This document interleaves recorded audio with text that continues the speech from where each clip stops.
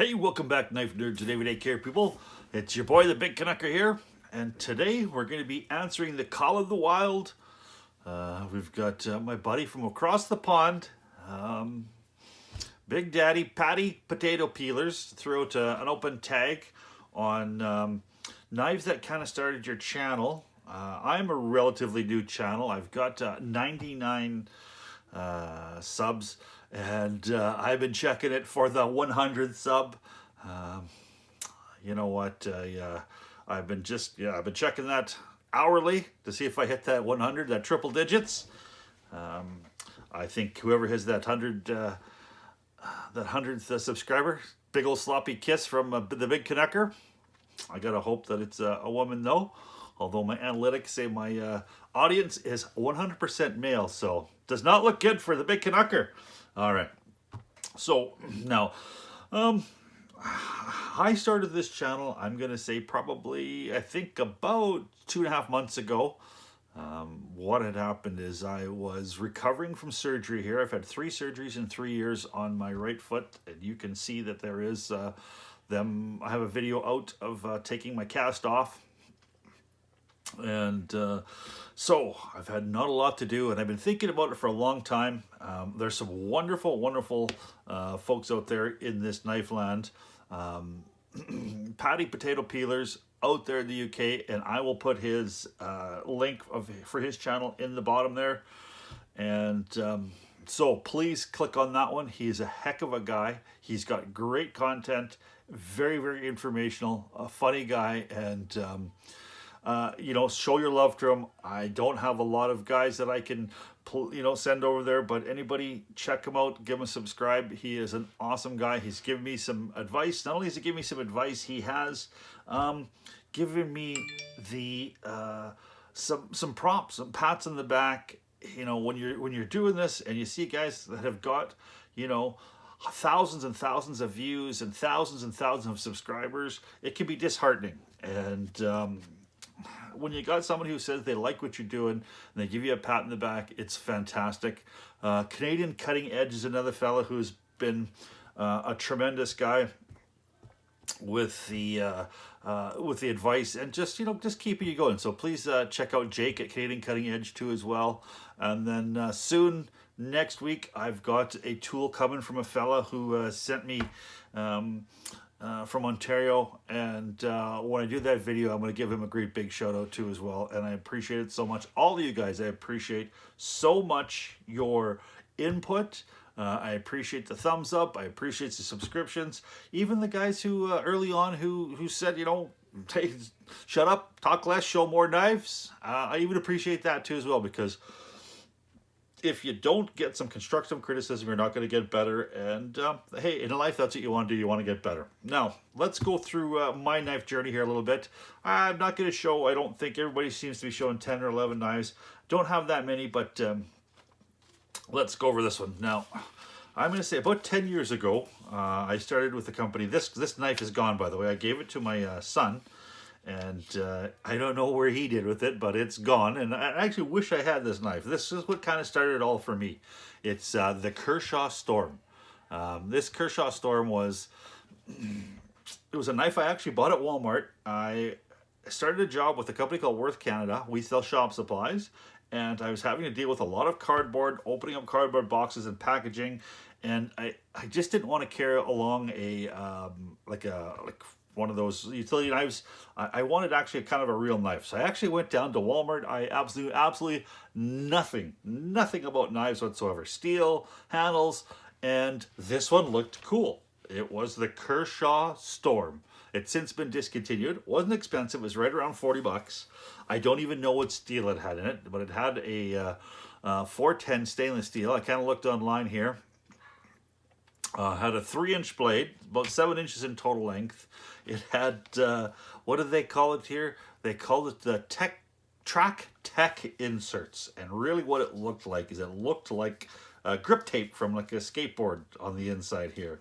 It had a really honky looking clip here, which, you know what? I think that might be the only thing that survived. Aha! Look at that. I've got the clip.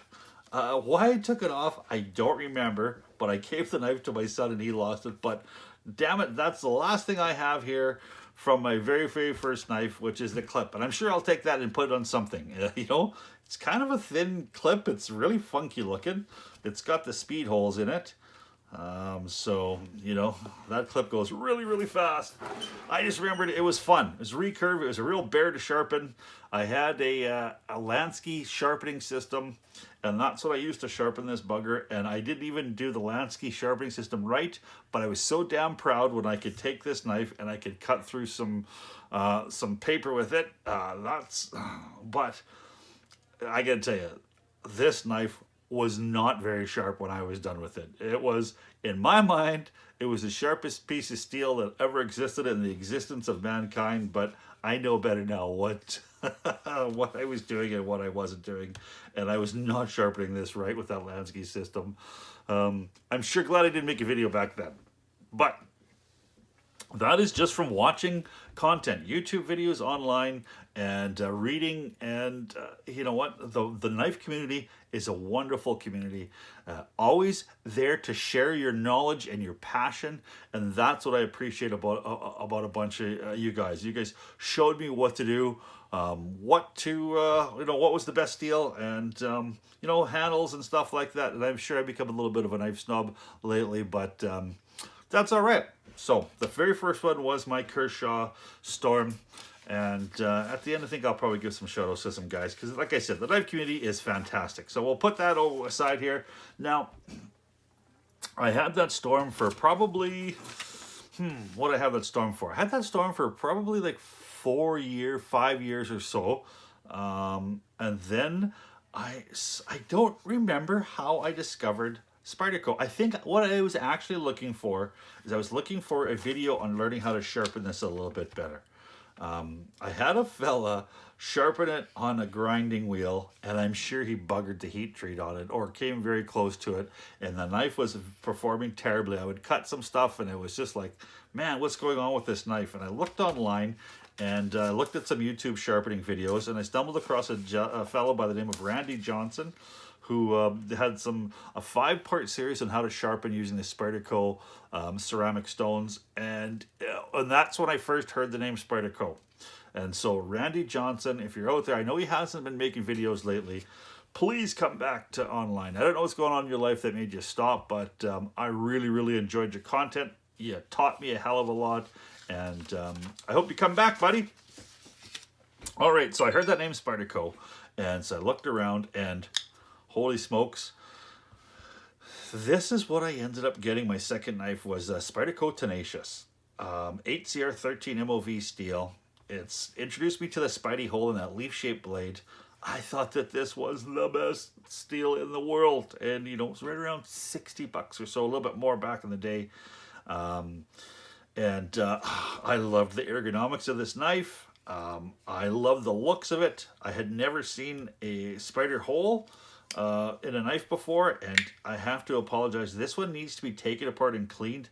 I actually used some Sentry Tough Glide in here, and you know what? Sentry Tough Glide may be fantastic for guns, and some people may like it for knives, but I have to tell you that to me, it has really gummed up this knife. It works for a little while, and then it seems to dry up, and it seems to get really gummy, and I'm not sure if you can see in there, but I'm sorry, folks. Don't use that for your knife, Sentry Tough Glide. Maybe it's good to put on the blade to stop some rusting, but do not put it in your pivot, because this one here is so gummy, she will not even flick open. But this knife is phenomenal. When the G10 handles, and I was introduced to G10. Of course, it's got the classic Spyderco spoon clip. It's got the lanyard hole. It's got the black, which I love that DLC coating. And you know what? I'm so surprised that it's held up very well. My next one here was a little bit bigger knife, and this was the Spyderco Resilience. So I wasn't really ready to pull the trigger yet on spending over $100 on a blade, and so I went with this one. So right now this is kind of my gardening blade. As you can see, this is really beat up. I use this quite a bit, to cut out some weeds in the garden, and I'm doing some pruning, and I've tried to take this and put this almost to like a zero grind. So I've got some really, really good Worth sandpaper with these kind of sanding blocks that have got a little bit of give to them. And so far, that's what I've been stropping this with. I use it, and the 8CR13 MOV steel is a very, very tough steel. It's got good stain resistance, but its edge holding ability is meh. So I would love to see them switch to, you know, something like some of the Sandvik steels, the 14-127 steels, or even the 12-127 steels, something like that. The 8CR13 MOV, I am so over it. But you know what? It's still a really wicked, nice design. A good 4-inch blade. It's got great arrows. It's got great action, and you know what? It is a cutting gem. This particular knife. So that was the next one. Now after that, I decided to maybe pull the trigger on a little bit more expensive knife, and my third one was, ta-da! Was my another Spyderco, as a matter of fact. It's actually the Mannix XL. Now, this is not my third knife. My third knife was actually the Mannix XL with the blackout blade, and I absolutely loved that knife.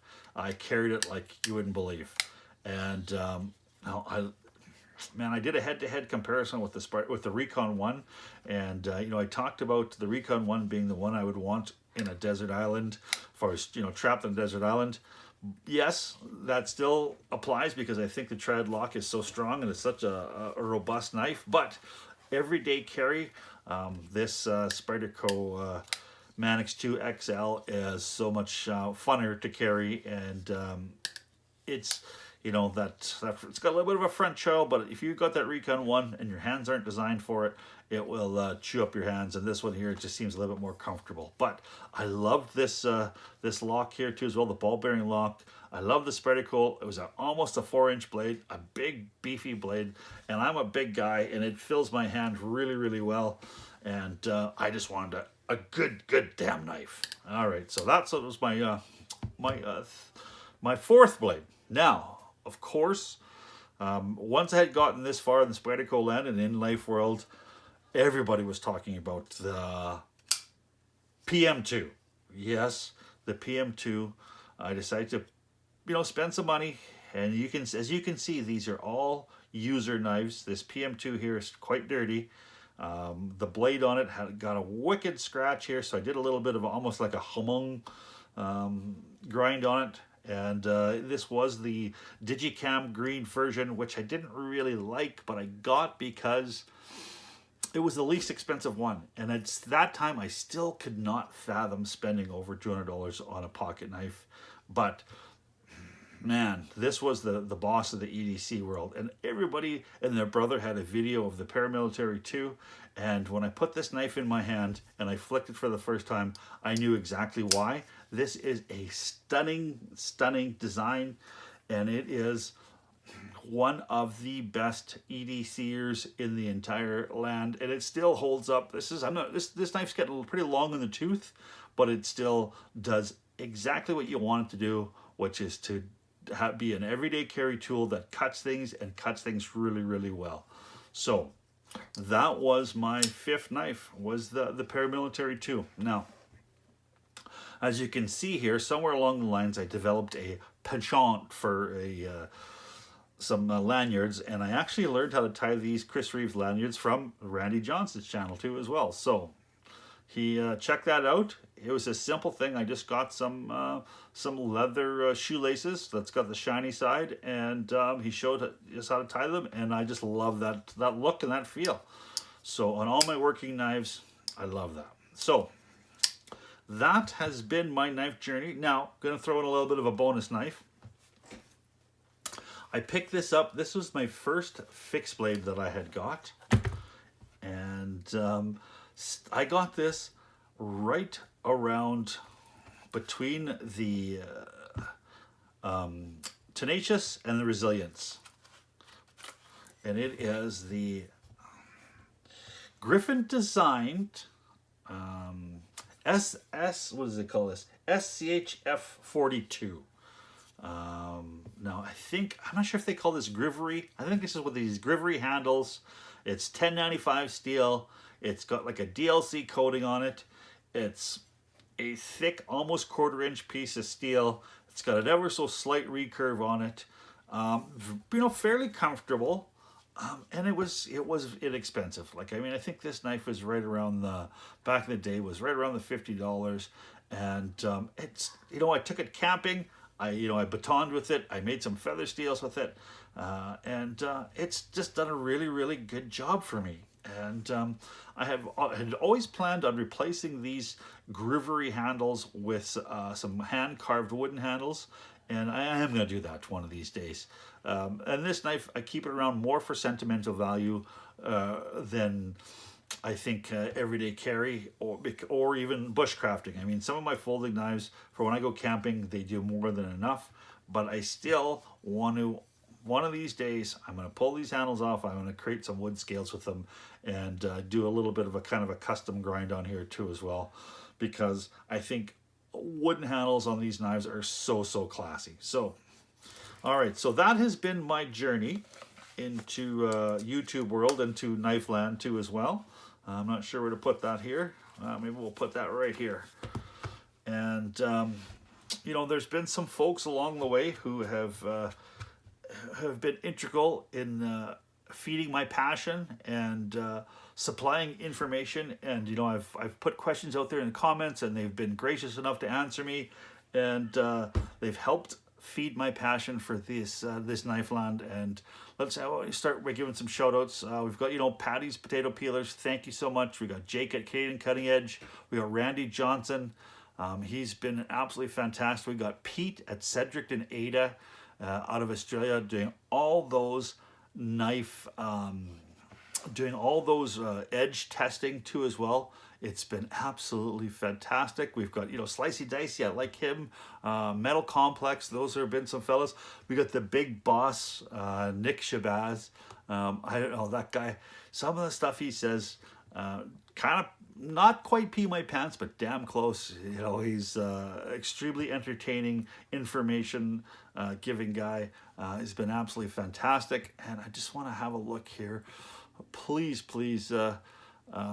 give me 1 second here. I just want to see if because I don't want to forget anybody. I mean, there's been some fantastic folks out there in knife land, and I do appreciate so much if I've forgotten some of the guys out there who have got some knife channels. You know, please forgive me. Well, but those are the people that I watched early on in my life. In my knife life, I guess that's what you gotta call it. You know, my knife life. So thank you so much, folks, for subscribing and liking and building this channel and helping spread my voice, because I certainly enjoy this so much. I enjoy imparting that knowledge. One of these days, I definitely want to do a series of videos, just because when I was first starting out, I knew nothing. 440A, 440C, 440B, 4116 steel, 8CR13 MOV. There's so much to absorb. And that's the one thing I have to say to folks who are just new to this passion. It takes a little bit of time to get to know what's going on, and you'll make some mistakes, you'll have some fun, and your passion will grow as well as your knowledge. And the knife community is one of the best communities that is out there in the entire world, and I am so extremely happy and proud to be part of it. So thank you so much. Please, I want you guys out there to stay safe. I want you to be careful, because, you know, there's some nasty stuff that's heading out there in the world right now. I want you to stay safe, listen to the experts for goodness sake, and take precautions, take care. You know what, if you like what you saw here, please like and subscribe, and but please stay safe. Keep your stick on the ice, keep the shiny side up. This is the Big Canucker saying adios.